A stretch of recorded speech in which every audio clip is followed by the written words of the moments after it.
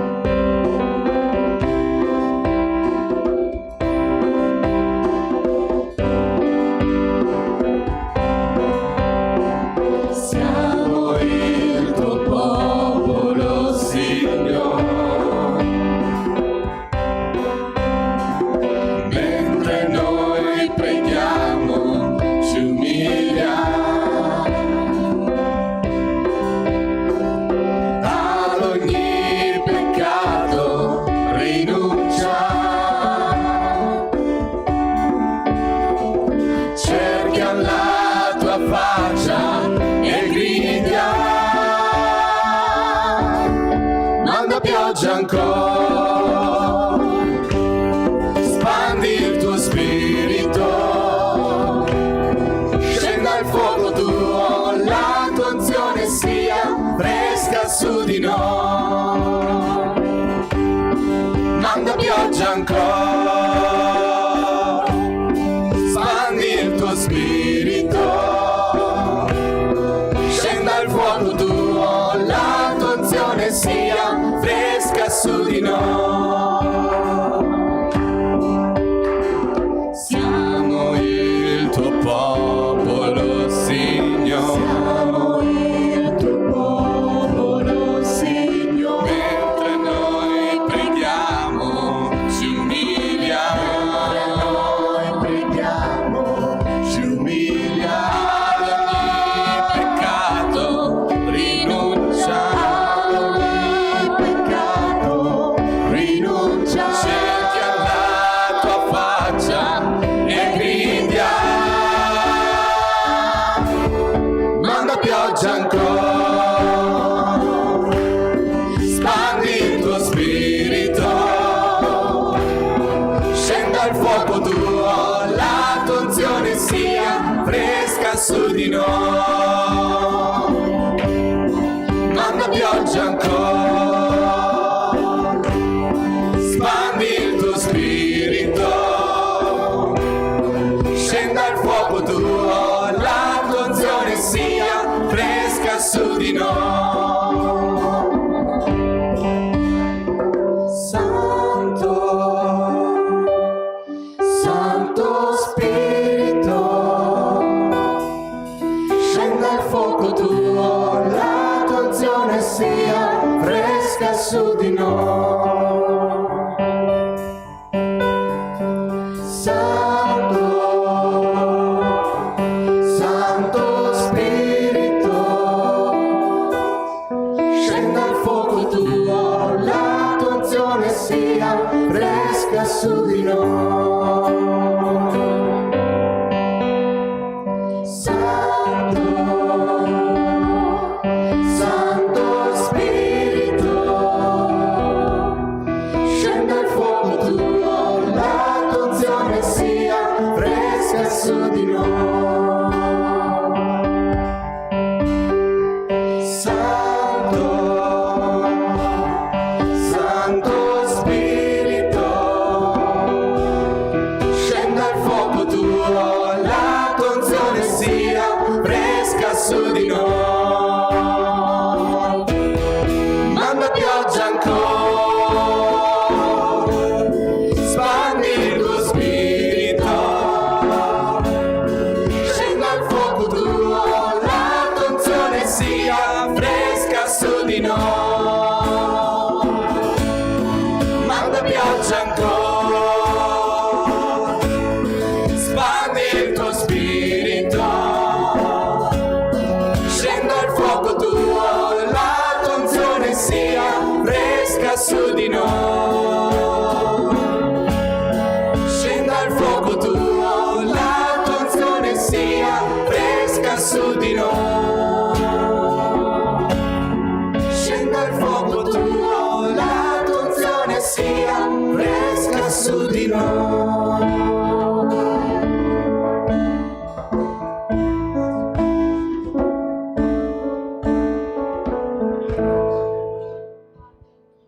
Alleluia a te, Signore. Alleluia.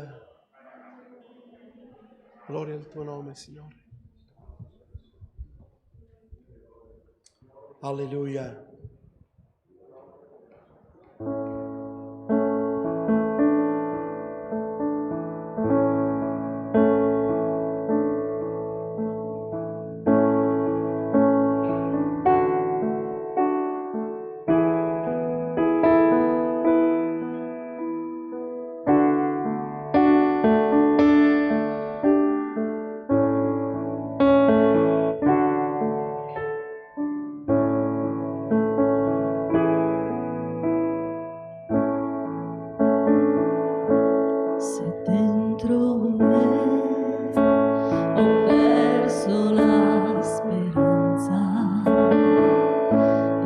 sento che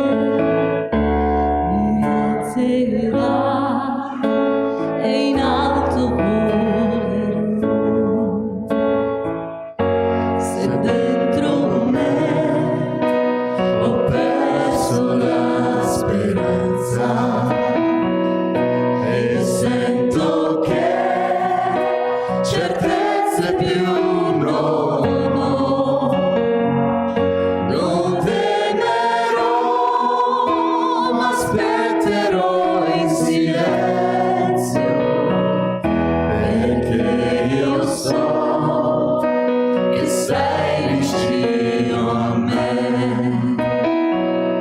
Mi rialzerai se non avrò più forze, mi rialzerai, con te ce la farò, sarai con me nel buio della notte, mi rialzerai e in alto volerò. Mi rialzerai se non avrò più forze, mi rialzerai, con te ce la farò, sarai con me nel buio della notte, mi rialzerai e in alto volerò. Mi rialzerai se non avrò più forze, mi rialzerai,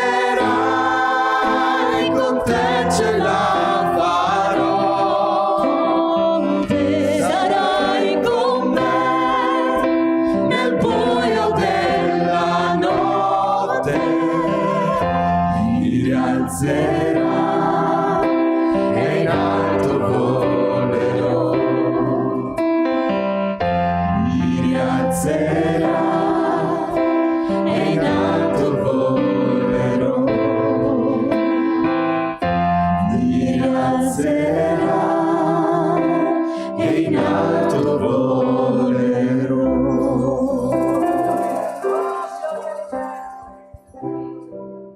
Questa è la certezza di coloro che sperano in te. Tu non abbandoni i tuoi figli, Signore. Tu sei fedele, sei il fedele, Signore. Perché ogni cosa ci può abbandonare, possiamo avere delusioni dagli uomini, ma tu, Signore, non ci abbandoni e non ci lasci mai. Signore, grazie per i nostri fratelli che sono qui questa mattina, che tu li hai accompagnati qui in mezzo a noi, Signore. Vuoi tu benedirli, farli sentire a casa, farli sentire protetti, Signore, farli sentire amati. Signore, vogliamo pregarti per questa guerra che possa cessare nel nome di Gesù. Nel nome di Gesù. Signore, proteggi i nostri fratelli, le nostre sorelle, proteggi quanti si rivolgono a te. Signore, ti preghiamo nel nome di Gesù, ti preghiamo per i nostri governanti, per coloro che ci governano. Signore, ti preghiamo affinché possano avere un cuore secondo il tuo cuore, che possano ascoltare, Signore, la tua voce. Ti preghiamo, Signore, affinché realmente, Signore, ci sia il principe della pace. Noi ci rivolgiamo a te, Gesù.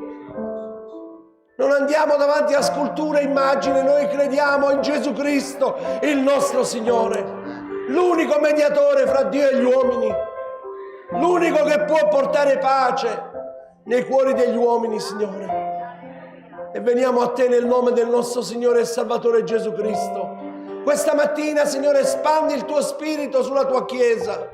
Dovunque, in qualunque luogo si sta lodando, si sta benedicendo il tuo nome. I nostri fratelli che sono a casa, malati, che hanno bisogno del tocco della tua guarigione. Quanti sono in ospedale, Signore, che hanno bisogno di un tocco della tua mano di guarigione e di liberazione. Signore, grazie che questa mattina noi possiamo essere qui a celebrare un culto a te, Signore, ma un culto non dalle labbra, Signore, ma dal cuore. Ed è per questo che questa mattina rompiamo i nostri cuori davanti a te e ti chiediamo perdono, Signore, perdonali la nostra vita. E ogni spirito di religiosità sia spezzato nel nome di Gesù. che ci siano cuori sinceri che vengono a te per essere usati da te. Signore, vogliamo metterti al primo posto nella nostra vita, nelle nostre case, nelle nostre famiglie. Signore, non abbiamo altro bene all'infuori di te. Ti ringraziamo perché tu, Signore, hai provveduto per noi e continuerai a provvedere.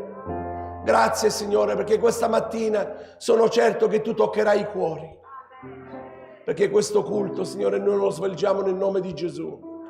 Grazie, Signore, aiutami anche la mia voce che posso predicare la tua parola. Grazie, Padre, nel nome di Gesù.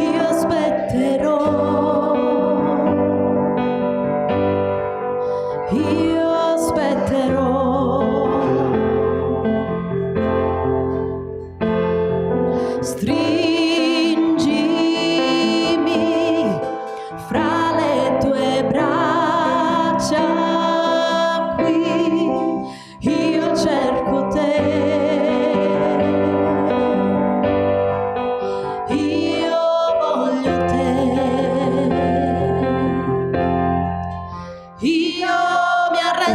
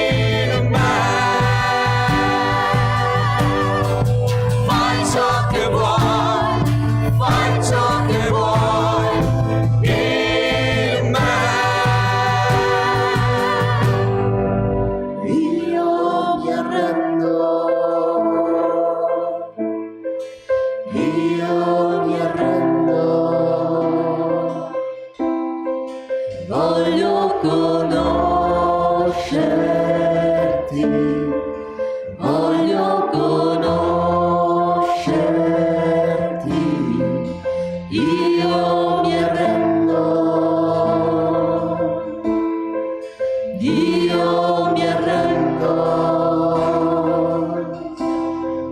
voglio conoscerti, voglio conoscerti, io mi arrendo. Gloria a Gesù. Alleluia. La nostra vita, accomodatevi fratelli, gloria a Dio. La nostra vita ha iniziato ad avere un senso da quando abbiamo conosciuto il Signore. È vero o non è vero? Prima vagavamo, cercavamo di portare avanti una vita senza uno scopo in realtà, perché poi lo scopo nostro qual era? Era quello di soddisfare le nostre esigenze, quello di soddisfare anche le esigenze dei nostri figli, di altri. Ma quando abbiamo conosciuto il Signore abbiamo capito il vero senso della vita.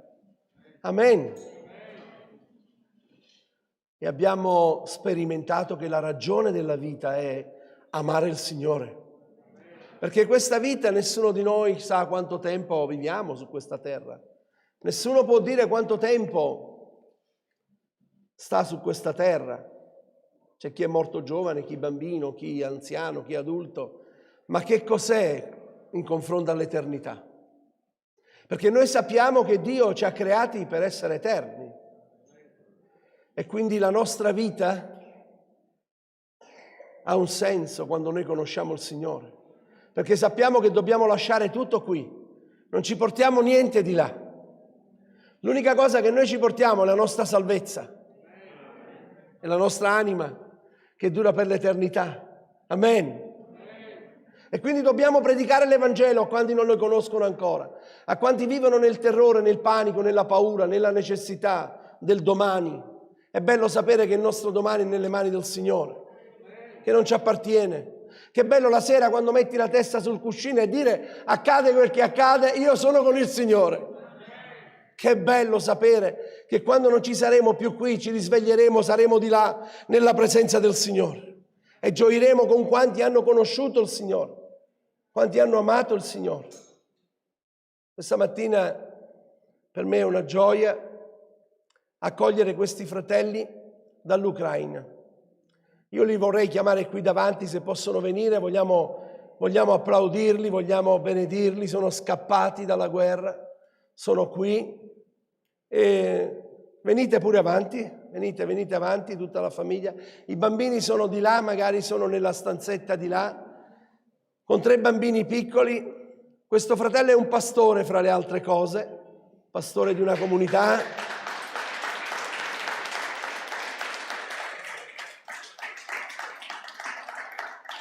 Vogliamo fargli sentire tutto il nostro amore, tutto il nostro affetto. Pensate che il Signore ce l'ha portati qui. Sono a Pianezze.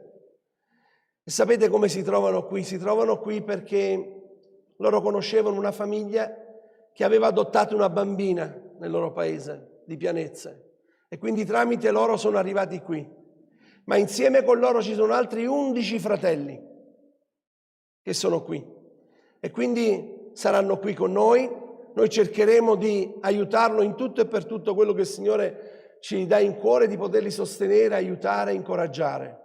Non parlano italiano, non parlano l'inglese, parlano il russo, ma grazie a Dio questa mattina abbiamo una sorella che può tradurci un po' il russo. Io vorrei magari, se il fratello vuole dirci qualcosa, che si possano sentire liberi di dire qualcosa.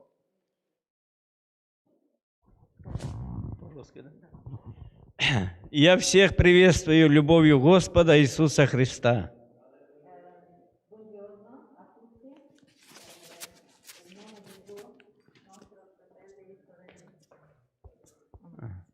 Tieni vicino.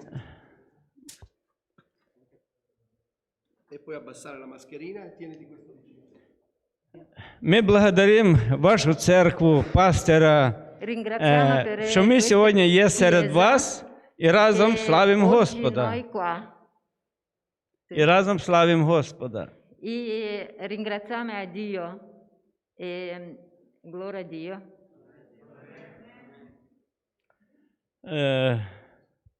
Бог явив милость для всіх нас, що ми сьогодні є перед Його лицом, для того, щоб славословити ім'я Господнє. Ringraziamo a Dio che noi adesso qua in questo posto Щоб славити ім'я Господнє. per gloriare Dio, nome Dio. Alleluia, per glorificare il nome di Dio. Amen. Sì, dopo. Вот эта війна, яка Questa guerra дала нам можливість виїхати оттуда, тому що ми так і жили б там, але сьогодні не знаємо планів Божих, але у Бога є плани для кожного із нас. Ho capito. Questa guerra ha fatto arrivare noi qua in Italia. Noi non sappiamo, abbiamo viva di là, non sappiamo che è qua. E adesso ancora non sappiamo come Dio vuole la nostra vita, per come andare avanti. Ancora non sappiamo. Ну, Бог сьогодні об'єднує всіх християн молитися, щоб це горе, ця війна прекратилась. Voglio oggi pregare che questa guerra oggi finire. Voglio pregare, Amen. vogliamo pregare per quello. Amen. Amen. Алілуя. Alziamoci in piedi. Alleluia. Алілуя. Gloria a Gesù. Alleluia. Вечный Господь, в этот час благодарю Тебя, Господь, за эту церковь, за этот народ. Ringrazio. Благодарю за силу Святого Духа, що Ти є Бог, який заботиться за народ свій. І в той час стоя перед Тобою благодарний Тобі, Господь, за цю церкву і за пастора, за народ Твой, Господи, благослови ту церкву. Наполняй дарами сили, дарами віри, дарами Духа Святого, щоб изливалась благодать Божия, спасительная для всех человеков, научающая нас оставить всякое беззаконие, чтобы очистить себе народ особенный, ревностный к добрым делам. Слава Тебе, Иисус! Благодарение Тебе, Господь! Благослови Твой народ, укрепи верою, силою, мерою сили гласу ребідештамене, гефайзу ребіделаудес, кементу ребіделаудес, во ім'я Ісуса Христа. Я все даю в руки Твої, Ти прослався, вічний Бог, Отець, Син і Дух Святой. Амінь. Amen. Amen. Amen. Ringrazio. Аллилуйя. Ok, ok, no. Va bene, potete accomodare.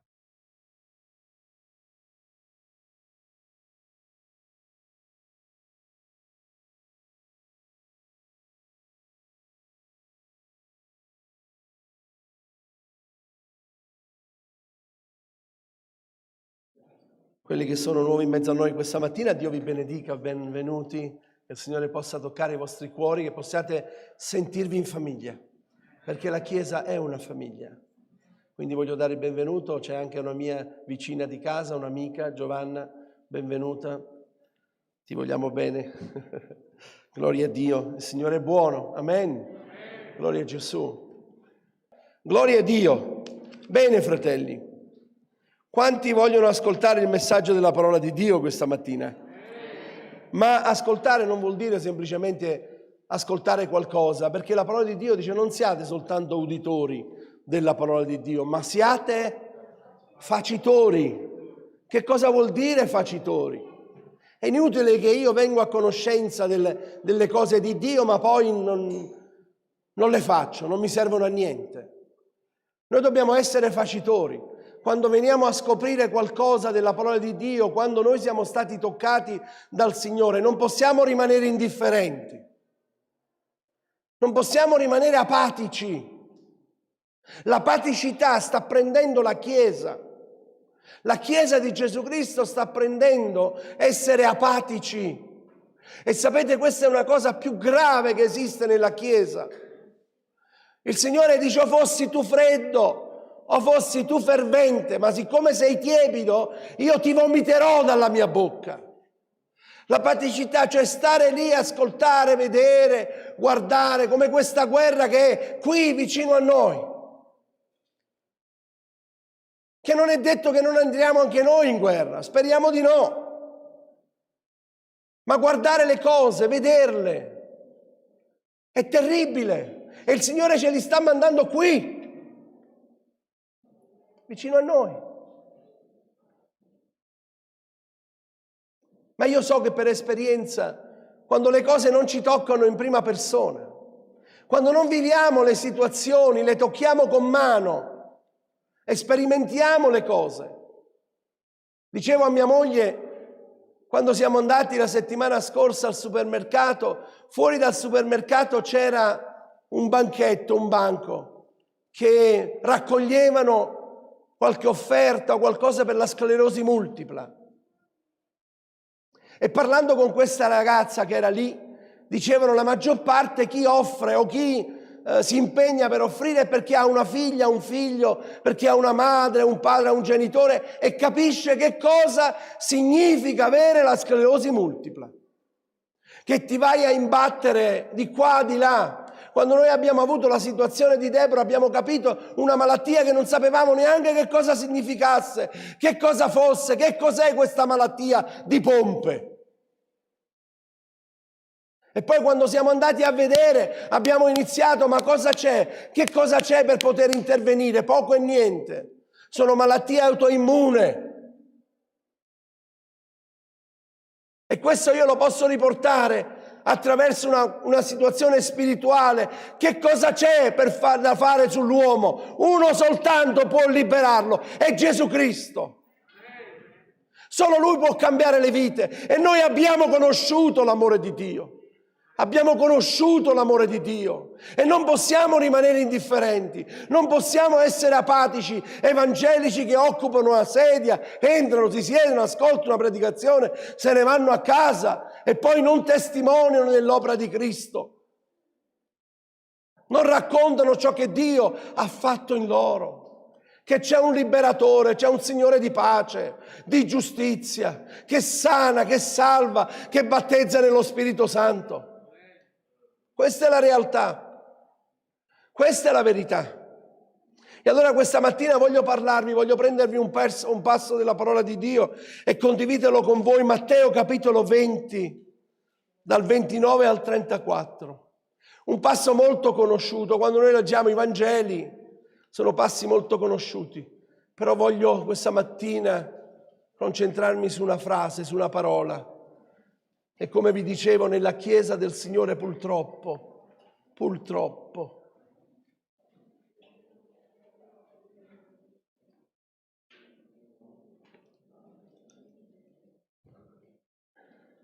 guardate cosa dice la parola di Dio, dal versetto 20, dal 29. Mentre uscivano da Gerico, una gran folla lo seguì. E due ciechi seduti presso la strada, avendo udito che Gesù passava, si misero a gridare: abbi pietà di noi, Signore, figlio di Davide. Ma la folla li sgridava perché tacessero. Essi però gridavano più forte: abbi pietà di noi, Signore, figlio di Davide. E Gesù, fermatosi, li chiamò e disse: che volete che io vi faccia? Ed essi: Signore, che i nostri occhi si aprano. Allora Gesù, commosso,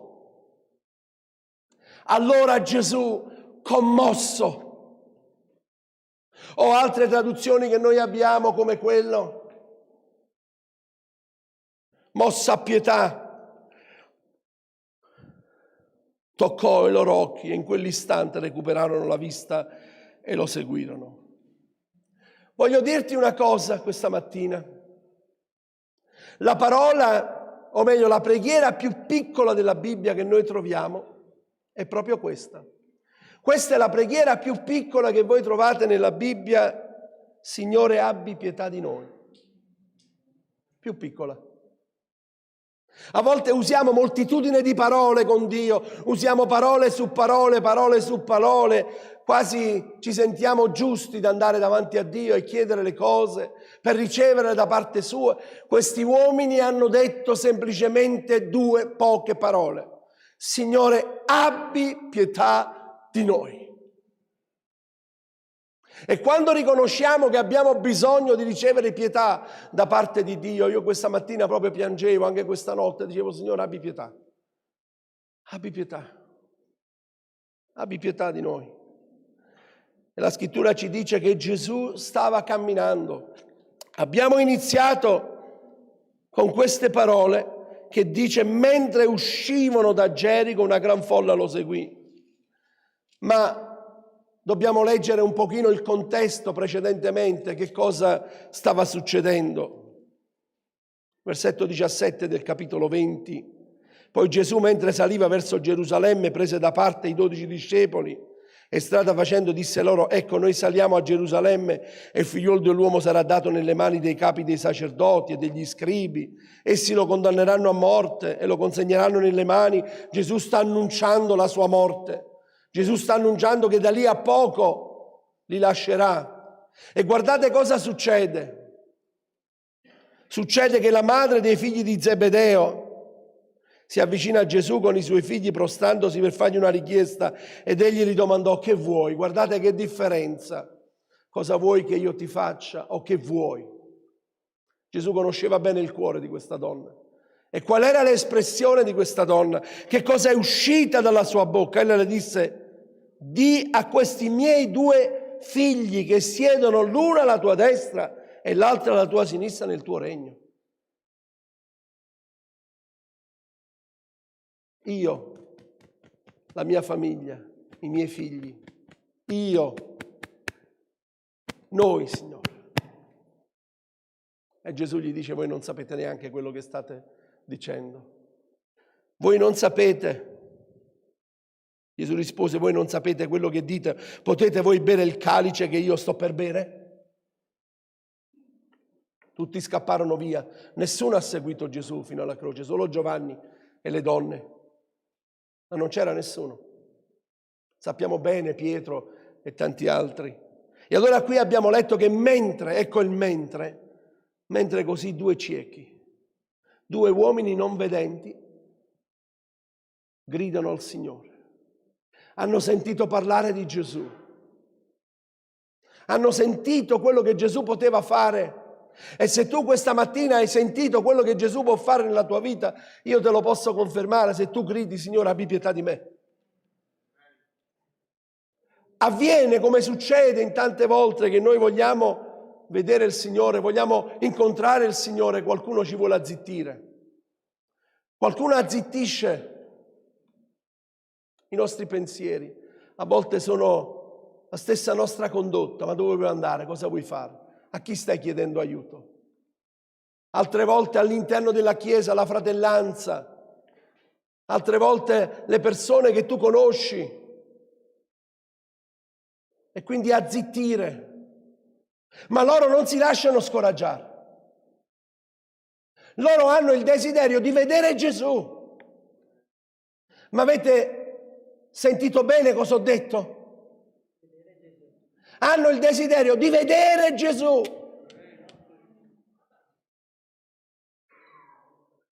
Quanti questa mattina hanno il desiderio di vedere Gesù? Di vedere il Signore. Non dobbiamo accontentarci di ascoltare Gesù. Noi dobbiamo vedere Gesù. È importante in questo tempo della nostra vita che noi, credenti, cristiani, nati di nuovo, abbiamo bisogno di avere gli occhi su Gesù, autore e compitore della nostra fede, dice l'Apostolo Paolo. Vedere Gesù. Gesù si ferma perché ha un grido così profondo dal cuore, mentre gli altri cercano di azzittirli. Lasciate stare, state in silenzio, non importunate il maestro, lasciate stare. Siete gli ultimi nella società. Ma Gesù si ferma a un grido, a un desiderio. Se vi dicessi questa mattina, quanti di voi sono pienamente convinti che il Signore è in mezzo a noi? Non dire amen se non lo credi. Il Signore è in mezzo a noi. E in spirito e verità, dice la parola di Dio, dove 2 o 3 sono radunati nel mio nome, io sono in mezzo a loro. E dove c'è un'anima che è venuta per incontrarsi con il Signore, lo incontrerà. Lo incontrerà. Una folla lo seguivano. E ci sono folle che seguono Gesù. Ma pochi gridano al Signore: abbi pietà di me. E Gesù si è fermato. Si fermi e ascolta questo grido. E la richiesta sembra in qualche modo fuori luogo. Cosa vuoi? Cosa volete che io vi faccia? Sapete, fratelli,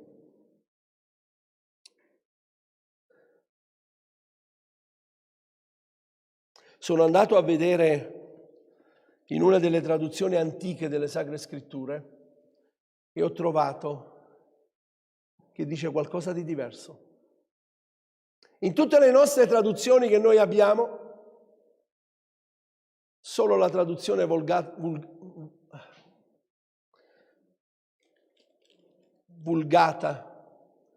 antica, molto antica, che io ho avuto la grazia e la fortuna di averne una a casa in traduzione molto antica. La comprai su una bancarella, neanche sapeva quello che aveva questa persona. Pensate, me l'ha venduta per 10 euro.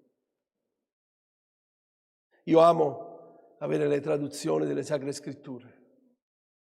E sapete cosa è scritto? Alla loro richiesta: che volete che io vi faccia? Signore, che i nostri occhi si aprono per vedere te. Wow! Signore, che i nostri occhi si aprono per vedere te. Noi abbiamo bisogno di vedere te. Noi vogliamo vedere te, Signore. Non stavano chiedendo semplicemente per avere una vista, ma il loro desiderio era quello di vedere Gesù. Di vedere Gesù. Fratelli, sorelle, amico, amica che sei qui per le prime volte in mezzo a noi, quello che voglio dirti questa mattina non è la religione, non è la Chiesa cattolica, la Chiesa evangelica, la Chiesa tale e tale. Quello che è che cambierà la tua vita quando tu dirai: voglio vederti Gesù, voglio vederti nella mia vita. Se tu realmente sei risorto, io voglio vederti, voglio sentirti. Questo è quello che cambia. C'era un uomo piccolo di statura che aveva in cuore non di ascoltare Gesù, perché poteva stare in mezzo agli altri, quando Gesù parlava lo ascoltava. Come si chiamava questo? Zaccheo. Ma cosa dice la scrittura? Non potendolo vedere, salì sul sicomoro. Adesso si fanno i viaggi in Israele e tutti vanno a vedere sto sicomoro. Dice che c'è ancora. Dice: qui c'era Zaccheo. Ma tu che sei andato lì, hai visto Gesù? O devi salire ancora su quel sicomoro per vedere che Gesù passa da qui? E Gesù dice una cosa meravigliosa a Zaccheo. Gesù sapeva che lo voleva vedere, si ferma proprio sotto a quel sicomoro. E quando si ferma là sotto, che cosa fa? Zaccheo, scendi giù. Perché io oggi vengo ad albergare in casa tua. Se tu vuoi vedere Gesù, se tu che mi stai ascoltando lì, questa mattina o quando ascolterai questo messaggio, se tu vuoi vedere Gesù, Gesù viene ad abitare in casa tua. Perché Gesù ha più desiderio lui di farsi vedere da te. Ma Gesù sta cercando coloro che lo vogliono vedere. È stufo di coloro che lo ascoltano soltanto. Vi ricordate che Gesù piange? Perché dice: quante volte io ti ho voluto prendere, quante volte io ti ho parlato, quante volte io... E nell'Antico Testamento vediamo che Dio parla, ma non ascoltano. Ma coloro che vogliono vedere Gesù. Maria non si accontentava. Maria voleva vedere Gesù. Dove l'avete posto? Lo voglio vedere. Dov'è il mio Gesù? Voglio vedere Gesù. La nostra vita è una crescita, un cammino spirituale. L'Apostolo Paolo dice al capitolo, negli Atti degli Apostoli, al capitolo 22, al versetto 12, un certo uomo Anania, uomo pio secondo la legge, al quale tutti i giudei che abitavano la rendevano una buona testimonianza, venne da me, sta dicendo l'Apostolo Paolo, sta parlando della sua esperienza, di quando si incontrò con il Signore mentre stava perseguitando la Chiesa. Vi ricordate cosa avvenne? Perse la vista. Non vedeva più. E lui dice, venne da me accostatosi, mi disse: fratello Saulo, recuperi la vista. Una vista della vecchia vita, una vista di una nuova vita. Se tu hai ancora una vista della vecchia vita, pur frequentando una chiesa, devi ancora vedere Gesù. E qui dice la parola di Dio: in quell'istante riebbi la vista e lo guardai a Gesù. Alleluia. Ed egli aggiunse: l'Iddio dei nostri padri ti ha destinato, ascoltate queste 3 cose importanti, ti ha destinato a conoscere la sua volontà, a vedere il giusto e a ascoltare la parola dalla sua bocca. Queste 3 affermazioni importanti per ogni cristiano nato di nuovo. Egli ti ha destinato a conoscere la sua parola. E se tu non la studi la sua parola sei come una canna sballottata al vento. Egli ti ha destinato a vedere il Signore. I miei occhi hanno visto un re, c'era quel cantico meraviglioso. I miei occhi hanno visto il re. E ad ascoltare la parola di Dio. L'Apostolo Giovanni dice in 1 Giovanni capitolo 3 versetto 6: chiunque rimane in Lui non persiste nel peccato. Chiunque persiste nel peccato non l'ha visto e non l'ha conosciuto. Sta parlando alla Chiesa. Sta parlando a una Chiesa. Purtroppo ci sono molti credenti, lasciatemi usare questo termine, credenti, che frequentano le nostre chiese o frequentano altre chiese, altre che in realtà gli piace il messaggio della predicazione, gli piace la parola, gli piace l'atmosfera evangelica, gli piace la comunione che abbiamo l'uno con l'altro, l'amore che abbiamo l'uno con l'altro. Ma voglio dirti questo. Un giorno, quando io non ci sarò più, io mi incontrerò con il Signore. Tu ti incontrerai con il Signore. E se tu lo hai conosciuto e lo hai visto, Lui dirà: vieni avanti, perché io ti conosco. Non perché tu frequentavi la chiesa evangelica tale e tale, non perché tu eri iscritto nel registro di chiesa tale e tale e tale e tale. No, no, no. Gesù dice che Lui conosce i Suoi e i Suoi conoscono la Sua voce.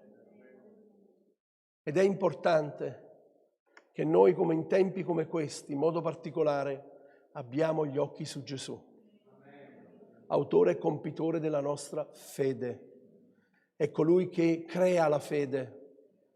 Pietro, quando se n'era sceso nell'acqua, quando Gesù gli dice vieni avanti, cammina pure sulle acque, vieni, ha distorto il suo sguardo da Gesù e se n'è sceso.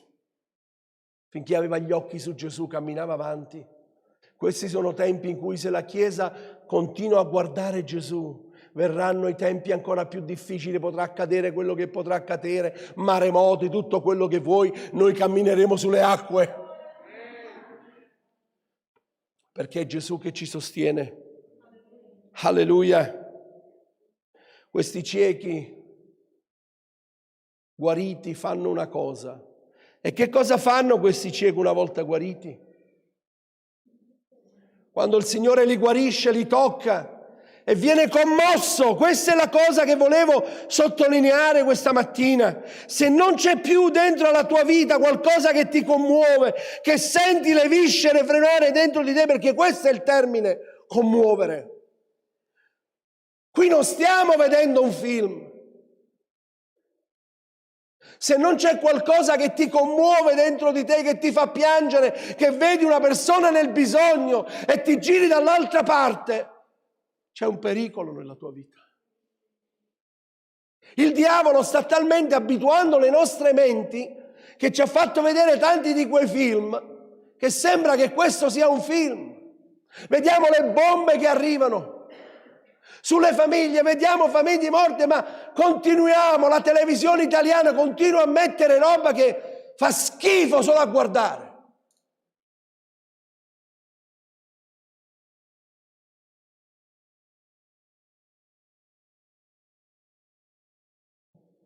Quando sentiamo la massima autorità religiosa nel nostro paese che chiede l'unità dei credenti per andare a pregare Maria, e noi come Chiesa sappiamo che dobbiamo adorare Dio in spirito e verità, che dobbiamo andare a Gesù che è l'unico mediatore fra Dio e gli uomini. Dobbiamo dirlo alle persone. Invoca Gesù. Lui è morto, è l'unico che può cambiare le situazioni, è l'unico, solo nel suo nome. Solo nel suo nome. Gesù vede questi ragazzi, vede questi uomini, vede questi due, cosa fa? Si ferma. E la scrittura ci dice non soltanto in questo, ma in tanti passi del Nuovo Testamento, Gesù vide e ne ebbe compassione. Gesù 2 volte ci dice nella sua parola che quando predicò e sfamò le folle, vi ricordate la moltiplicazione dei pani e dei pesci, ne ebbe compassione, vedeva queste pecore senza pastore e ne aveva compassione. Gesù ancora oggi ha compassione. Gesù ancora oggi si commuove. Non credere che quando vede il tuo pianto lui non si commuove, è indifferente. Non credere che quando lui sente quello che stai vivendo, quello che stai passando nella tua vita, lui rimane indifferente. Lui è l'amore vero, l'amore perfetto. E la Chiesa del Signore, la Chiesa di Gesù Cristo, deve dimostrare il suo amore. Amore vero. Un amore che esce dal profondo del cuore. Dobbiamo avvertire, sentire dentro il nostro cuore. Dobbiamo sentire il peso. Gesù sentiva il peso. Gesù, quando sentì il grido di questi uomini, io voglio credere in questa bellissima espressione che mi piace molto di più. Signore, vogliamo vedere te. Vogliamo vedere te. Abbiamo sentito parlare di te, ma noi vogliamo vedere te. Vi ricordate chi usò questa espressione? Giobbe. Giobbe disse, alla fine del capitolo, dopo tutto quello che lui aveva passato, Giobbe disse, io avevo sentito parlare di te, ma oggi i miei occhi ti hanno visto. Che bello quando vediamo il Signore.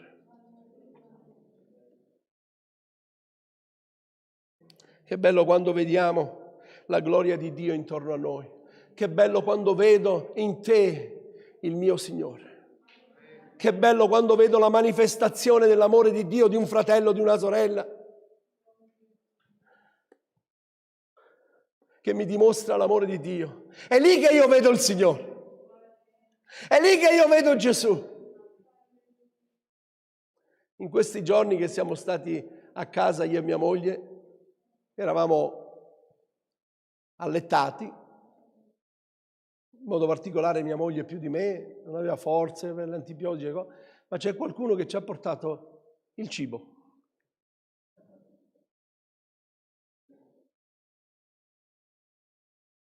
Ci ha portati da mangiare. E io voglio ringraziare il Signore. A volte pensiamo di fare chissà che cosa, a volte pensiamo di fare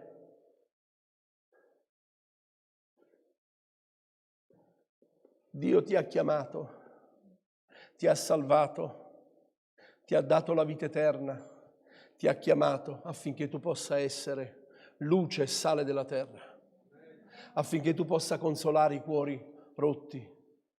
Lo Spirito del Signore è su di me, lo disse Gesù. Egli mi ha unto. A volte diciamo, Signore, usati di me, Signore, fa.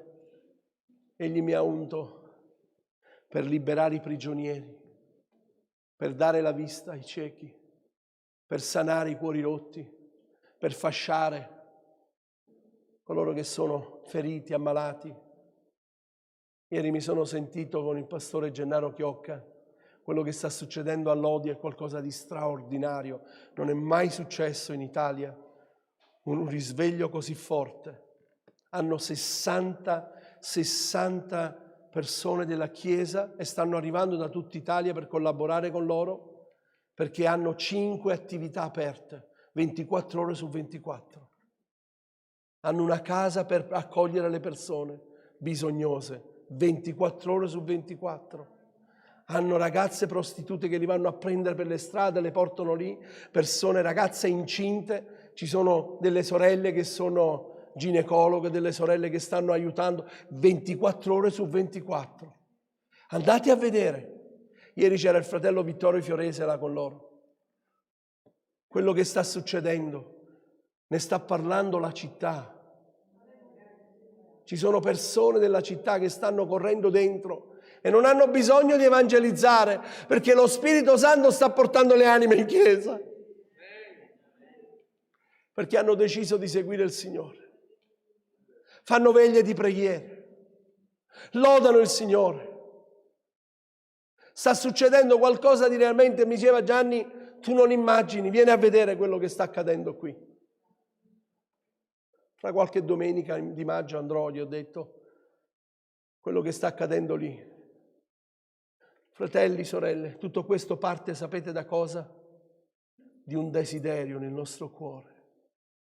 Quando sentiamo dentro di noi, le viscere si commuovono e diciamo, Signore, abbi pietà di me.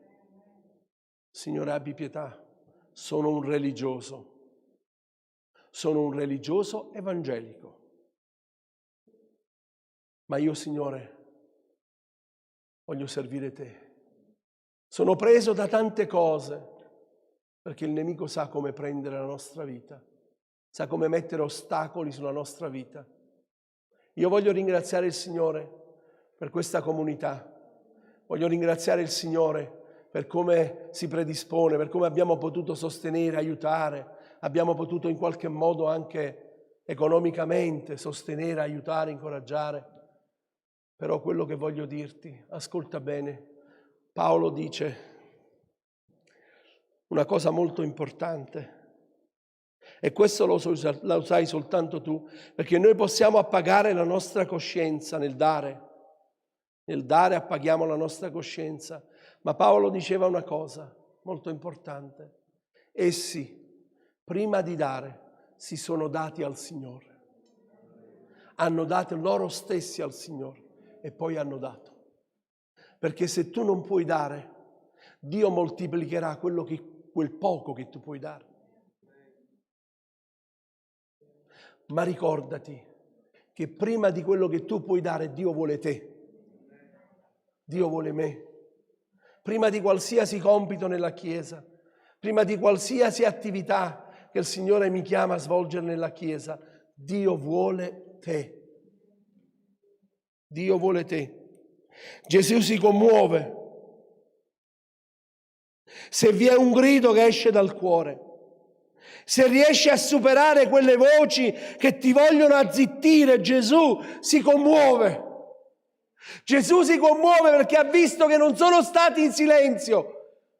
Le voci non hanno potuto azzittirli, ma loro ancora più forte hanno gridato. E se tu ancora prendi posizione e gridi al Signore, malgrado le voci ti vogliono azzittire, Gesù si commuove. Gesù si commuove. Si commuove nel vedere l'unità nella Chiesa. Questi erano due ciechi ed erano tutti e due d'accordo. Avete visto? Se voi vedete, così ci dice la parola di Dio, mentre uscivano da Gerico una gran folla, due ciechi seduti presso la strada. Vedete, parla sempre al plurale. Poi dice, ambedue gridarono al Signore, abbi pietà di noi. L'unità. Non dice la parola di Dio, se due si accordano? Non dice forse che bastano due che si accordano? Questi erano due di loro. E tutti e due erano d'accordo di vedere Gesù. E hanno gridato forte. Ora io non so qual è la tua condizione. Io conosco la mia condizione. Ma se nel tuo cuore c'è un grido questa mattina, un grido di andare al Signore così come siamo e dire: Signore, abbi pietà di me. Non so se tu ti ritieni giusto. Se tu ti ritieni giusto non hai bisogno di gridarlo, perché ti senti giusto. Io mi sento sempre mancante davanti a Dio e non mi vergogno di dirlo. Signore, abbi pietà. Abbi pietà. Io questa mattina pensavo, da quando l'ho saputo ieri sera che mi hanno telefonato, pensavo e dicevo: ma questi fratelli adesso sono qui, sono partiti da lì, con una valigia, hanno lasciato ogni cosa. Di cosa hanno bisogno? Forse anche l'intimo, che a volte noi pensiamo: ma se fosse capitato a me, la mia famiglia, a correre, e mi trovo da questo lato qui, mi trovo in un posto dove, che cosa faresti? Io vorrei che venissero da me e mi dicessero: ci prendiamo cura noi di te, perché siamo la Chiesa di Gesù Cristo.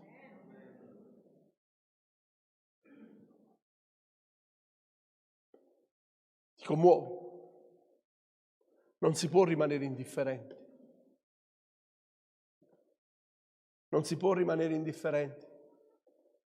Ci sono fratelli che hanno fatto 36 ore di macchina, chilometri per andarli a prendere e portarli qui.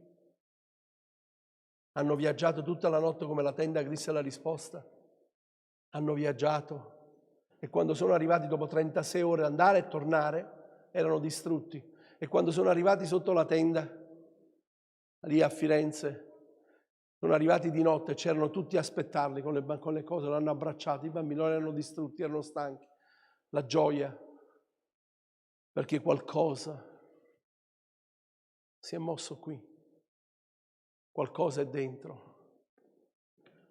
E io credo che Dio oggi, Gesù, si commuove nel vedere la tua commozione. Abbiate il cuore secondo il cuore di Cristo. Abbiate lo stesso sentimento, dice la parola di Dio. Abbiate lo stesso sentimento. Fratello, sorella, voglio dirti questo questa mattina. Lui ci ha fatto una promessa da quando lo abbiamo conosciuto, che non ci avrebbe mai lasciato mai abbandonato.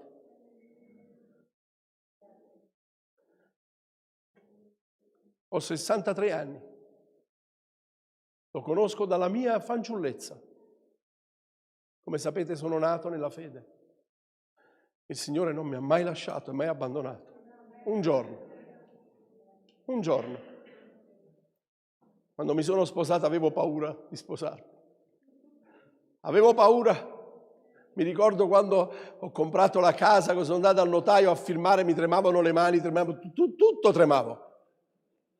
C'era un coso così di cambiare. Come farò?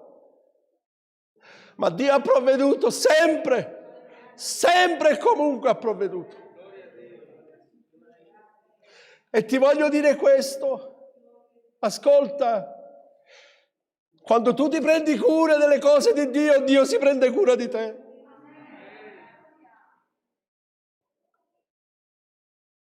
Dio non ti lascerà e non ti abbandonerà.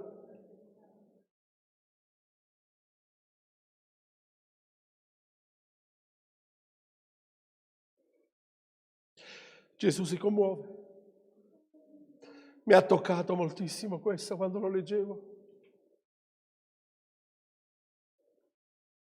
Qualcosa che sta scomparendo in tante chiese.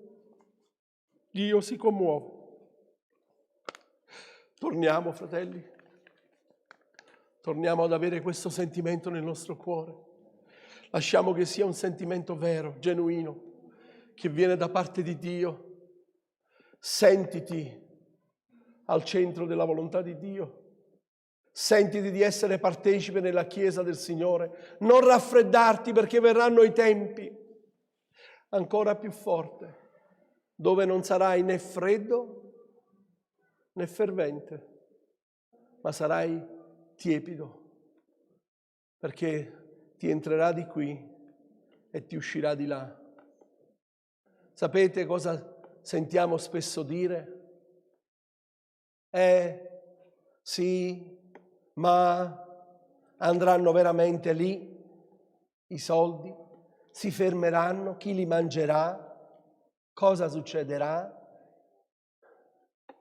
Questo è quello che sentiamo dire. È vero, ci sono i ladri, ci sono sempre stati, ma dovranno dar conto a Dio. Noi siamo chiamati ad amare e siamo chiamati ad essere Suoi testimoni veraci in tutto e per tutto, soprattutto nel predicare la parola di Dio, che questa è l'unica che può cambiare il cuore dell'uomo. Amen. Alziamoci in piedi. Gloria a Gesù. Gloria a Gesù. Alleluia. Gloria a Dio. Alleluia a te, Signore. Gloria al tuo nome.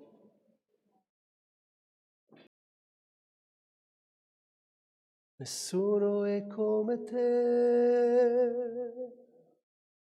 nessuno è come te,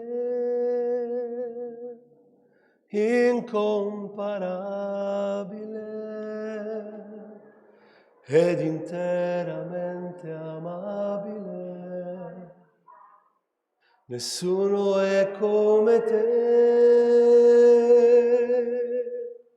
Nessuno è come te, incomparabile ed interamente amabile. Io mi prostro innanzi a te, io mi prostro innanzi a te per tutto ciò che sei. Io mi arrendo ai piedi tuoi. Nessuno è come te, nessuno è come te, incomparabile ed interamente amabile. Nessuno è come te. Nessuno è come te. Alleluia, gloria a te, Signore. Nessuno è come te, incomparabile. Signore, nessuno è come te, ma tu hai chiamato la tua Chiesa di essere come te. Signore, aiutaci, Signore, realmente ad emanare il tuo amore, Signore, il tuo infinito amore. Signore, grazie perché ci hai salvati. Grazie per Gesù Cristo nostro Signore. Grazie per il tuo Santo Spirito. Signore, grazie anche che ci dai l'opportunità ancora di accogliere nella nostra comunità, che possiamo, Signore, essere di benedizione, di sostegno, di incoraggiamento per quanti vengono, Signore, in mezzo a noi, che possiamo, Signore, aiutarli, benedirli, fortificarli nella loro fede, Signore, che possono vedere te, Signore, che possono vedere te in mezzo a noi, in mezzo al tuo popolo, perché questo è quello che fa la differenza, è vedere te. Grazie per questo culto, grazie Padre, ti benediciamo e ti ringraziamo nel nome di Gesù. Amen. Dio ci benedica, buona domenica. Gloria a Dio, Dio vi benedica.